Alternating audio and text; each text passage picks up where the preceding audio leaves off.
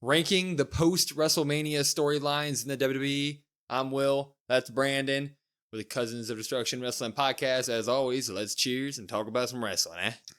Yeah, we're a little bit after Mania at this point, a few months.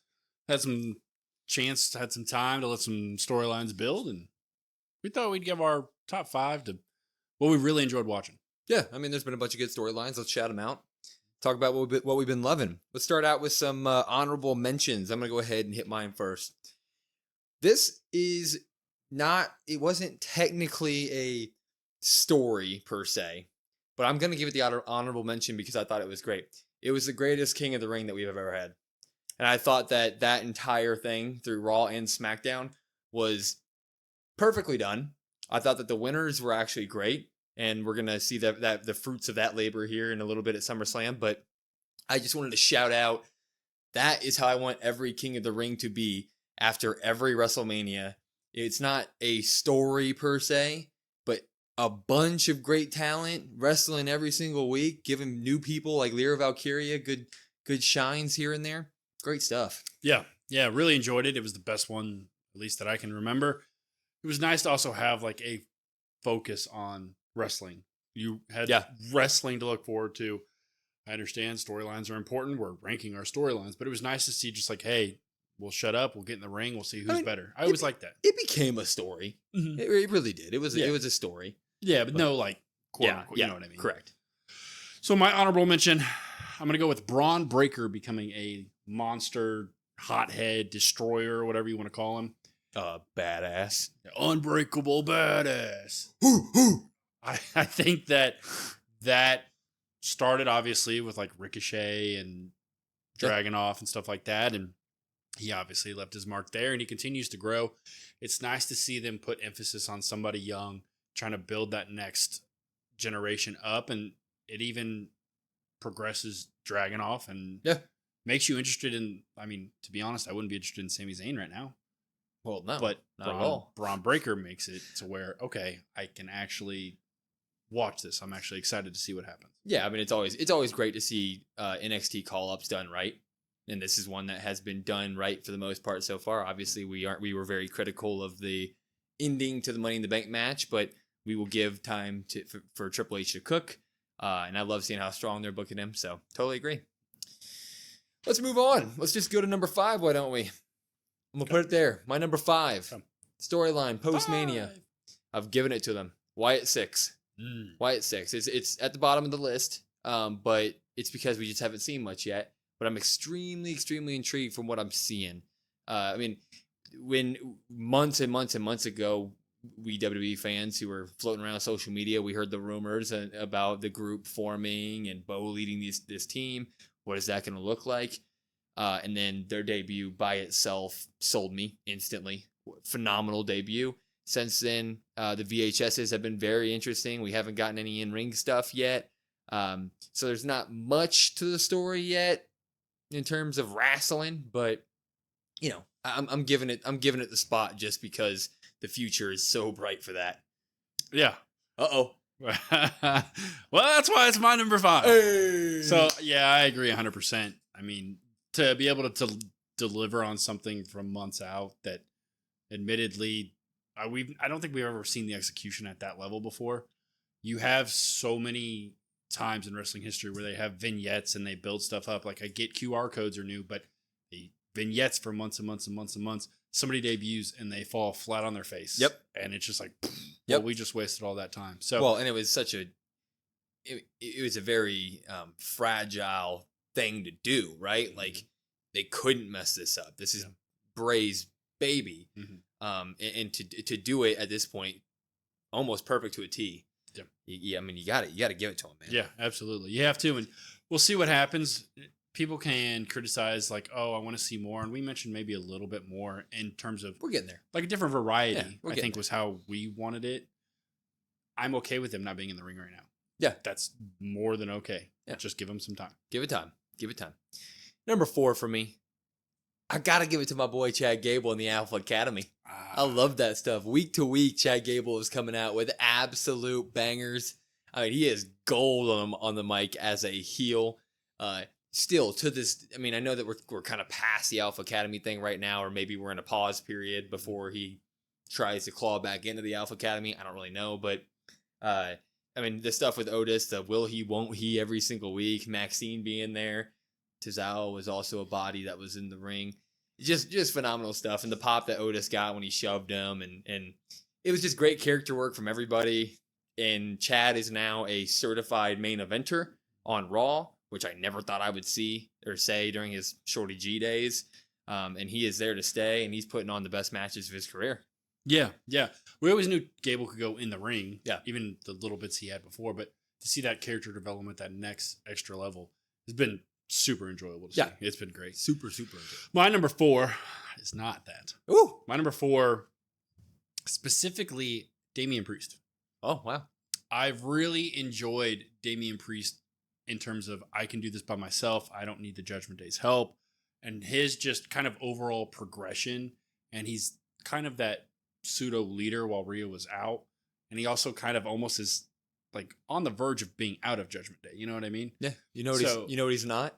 A transitional champion. We're past that at this point, man. You go from Mania to SummerSlam, you ain't transitional. Sorry. And they're dropping hints that maybe that's not the case. Yeah. Yeah, that's also true. And if you had told me that when Priest cashed in and he got the belt, or even a month into it, I'd be like, yo, you're crazy. You know what I'm proud of? You and me called. I mean, from day one, we were on the Damian train. We were there. He won it. It's very lonely, I tell you. Yeah, it was lonely there for a second. It's still lonely. Yeah, it's still it's still pretty lonely. Whenever we post anything with Damian, people are like, "Get the belt off of him," and I'm like, "How about you rise? How about you rise for my boy Damian?" I figured I had to give him some respect because he deserves it, and it's different from all the rest of the Judgment Day stuff. And it's nice to see a fighting champion again. We mentioned before, like he's fought on Raws before. Maybe he hasn't defended the title, but he's fought on Raws before. He's willing to fight anybody. He even said Seth, like, we had that agreement, but I don't want that agreement anymore. Like, it's just nice to see. So you look at previously he lost to Bad Bunny. Yeah. And now look where Damian Priest is at. Yeah, I can't wait to watch his doc. I don't know when this video is going to come out, but if it is, it's either coming out very shortly or it's already out. So I'd give that a watch too, because Damian's got a really good backstory too. So looking forward to that. What are we? Number 3? Mm-hmm. Number 3. Bloodline 2.0. They're not that high up for me. In fact, I probably would have put them lower as of a month ago, but as of late, really, really good stuff. Like, probably my favorite stuff as of the very close past, like the past few weeks. I think the Bloodline stuff has been phenomenal. The Heyman turn was like one of my favorite pops of all time. I thought that was literally the greatest thing that a general manager has ever done in a wrestling ring, in my opinion. Like, Paul Heyman nailed it, every part of it. And now we're getting like full on Solo, acknowledge me, fake tribal chief wannabe, good stuff. And Cody's back in the feud, which I wasn't really happy about at the beginning, but so far, I mean, he did the job at Money in the Bank. He took the pin, so they're not just making these guys look like clowns at all times. Jacob Fatu is a nice addition, so I'm looking forward to that. So I think the Bloodline 2.0 is starting to win me over, and that's good, because the first month and a half, 2 months after Mania, I was like, holy, Roman might need to come back sooner than we thought. Yeah, and that's kind of why they didn't make my list, spoiler, because those first 2 months-ish were so rough. Yeah. And it took Solo a while to find his, footing and to find out kind of who he is. And it took them maybe a little bit. I don't even know if WWE knew what direction they wanted to go in. Like, you knew that rough idea. Like, yeah, we want Solo to take this, but how do you go about that? You know what I mean? Yeah. So it kind of I think everybody was trying to figure out how to navigate that. But now, I'm fully invested in that. So as you said, the last few weeks have been really good. Yeah. And that's what you want to see. You want to see progression. You do. My number 3 is one you already mentioned. It's Alpha Academy. Yeah. It was so good. It was the reason why I was tuning into Raw at times. I mean, admittedly, Raw at some points is pretty rough. I mean, can be. It hasn't been as of late, but there are still some rough things. But every week I could find myself during that Alpha Academy storyline. And even now that it's paused, I guess you could even incorporate Gable's continuance off of that. Yeah. I'm still just like, I want to see this. This is what I want to see. What happens next? And that's really all that you want. Like you said, Otis didn't do a lot, but he did enough, and he did exactly what he needed to do. Maxine played her part perfectly. Even Tozawa just being disappointed or disappointing, I guess would be the right word. He had funny facial expressions. Yeah, he was really working on those. Did his part. And Gable with the little one-liners here and there, like, oh, Miss Barbie, or he looks at Tozawa and he's like, Mr. All Days Off, or whatever he said. I'm like, you know what? Yeah, this is it. Yeah. And, Hater Will coming out again. It made Sami Zayn tolerable there for a little bit. Just because he was surrounded by absolute gold in the ring in terms of storytelling with Otis and Sammy and them. So Alpha Academy deserves all the flowers. I had them lower, but you could somebody could put that at number 1 and I'd be like, you know what? You're right. So I originally had it at 2 and then I realized I was missing a big one. So I said, oh, let me move that down to 3. Yeah. Number 2 for me, as we move on, I'm going to give it the CM Punk Drew McIntyre feud. Maybe could have been number 1 for me. Could have been number 1. I think that leaning a little too heavy into the screw job stuff, and then I think that there's been too many weeks off with they have each had injuries during this time. Punk, a very serious injury, so they weren't able to always do the feud every single week, and that led to weeks where CM Punk would just walk out and cut a promo that would lead to weeks where Drew McIntyre would just have to mention Punk in a promo before he addresses Damian Priest, stuff like that, which got a little iffy. But whenever they are actually in the same arena, it's top tier rivalry, good shit, like good personal level.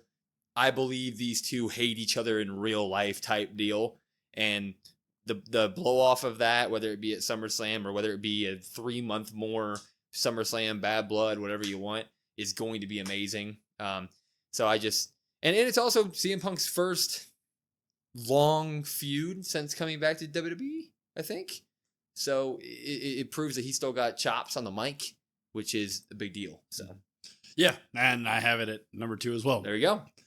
I think for me specifically, it's been a really, really long time since I remember like you mentioned, I believe these two guys hate each other. Yeah.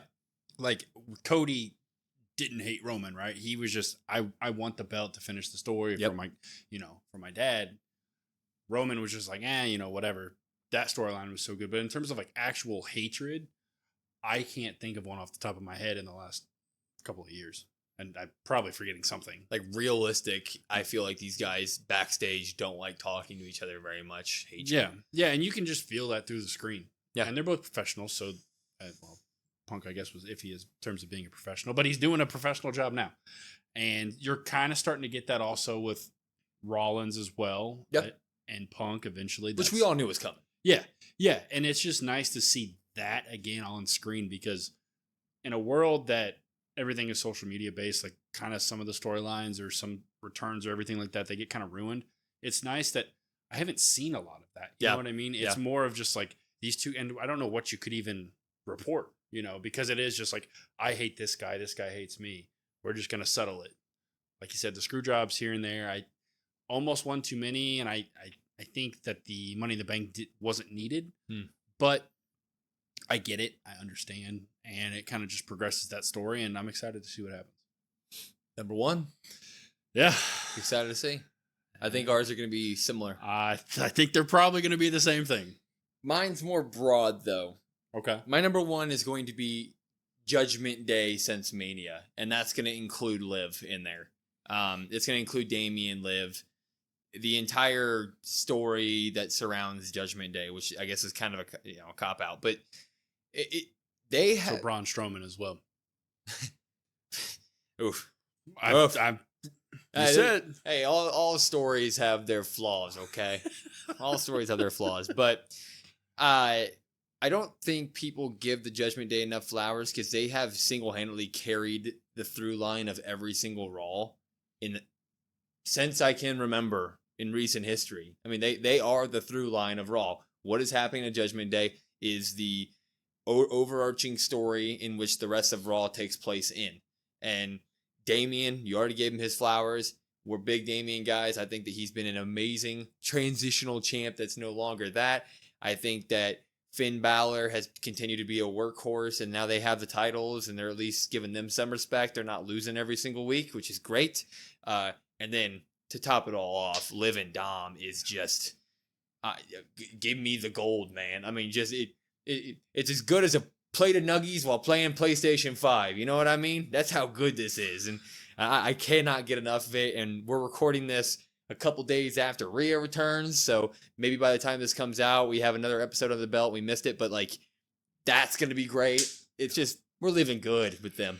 Yeah, as I wrote down my top 5, I was like, damn, I don't really have any. Let me double check. Yeah, I don't have any SmackDown storylines. Oh yeah, that's a story from the So mine are all Raw based. Yeah, mine has to be that. Especially the Liv and Dom stuff, I feel like has been really, really good. You really could have had a rough time with Rhea getting hurt. Yes, you could have. Rhea was so over at the time, and Judgment Day was so over at the time as well. Even if people didn't like Judgment Day, people still kind of like. People don't like Judgment. I feel like it's still 60-40.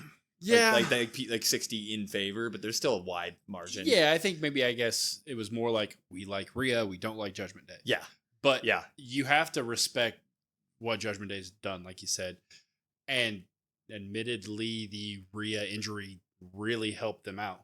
Yeah, like it delayed the Liv Rhea feud, which was nice. Well, you see that in wrestling every once in a while, where something unpredictable happens in real life that changes circumstances, and whatever the story is, whoever it's about, they have to sack up, and that's where the stuff happens. Like that's where the money is. It's like Raw is war. Like when competition struck, they had to figure it out, and I'm not comparing that level of story, but like their star got hurt, big star, after a big win at WrestleMania, right away, and they sacked up every single one of them. Well, you look at it, I mean, Raw at the time, so Rollins was out, and Rhea was out, so you're like, what do we do? And Becky was out the door. Yeah, we knew Becky was going to take time off, one way or the other. So it's like, what do you do? Well, you have Damian Priest, which Dom was hurt. Yeah, Dom was hurt. And I didn't even think about that. You have, like, now Judgment Day, like, you're looking forward to seeing him. I already gave Priest his flowers. We can continue to give him that within Judgment Day, him taking that leader role. You know a little bit more about Finn. You get to see more of the character development with Finn and Liv and Rhea and Dom, like what's really happening there. Dom, I feel like we really got to see a lot from him. Even though he was hurt, it was nice to really see Dom get some screen time because I think Dom's really, really good. Oh, he's the best. And I think a lot of people are noticing how good Dom is. I don't know why they're so mean to him with his deadbeat dad and his upbringing. So tough. And Such a rough life for Dom. And then you add in, I don't even think you mentioned him, Carlito. That's cool. Yeah, you get a little like humor with Carlito, which is a perfect into like this serious group. I love it. And JD can take bumps. I got to shout JD out as well. Like, but the Carlito edition, I think you throw it together and you're like, man, this doesn't really make any sense. But then you see it on screen, you're like, yeah, this is great. Oh yeah, they all play off each other. They all have their own role, and they've all now they understand their roles, and you can just tell they're flourishing. Like they know what the Judgment Day is at this point.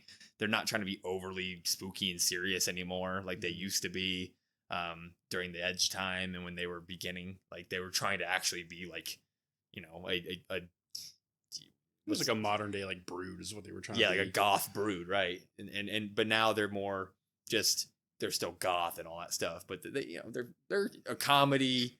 They're a bunch of comedy guys that can also be serious on the dot and can be taken serious in the ring, and it's great. Yeah, and I think they deserve props because like you did just mention Edge, like Edge isn't even in the company anymore, and like that's how long ago Judgment Day started. Yeah, and you can even look at that, like Edge got hurt and they had to I mean, granted that was before Mania, that was last year, but they had to pivot there too. Yeah, and it really just speaks to like specifically, I guess. I mean, Priest was there at the time, so I guess maybe Priest. I guess.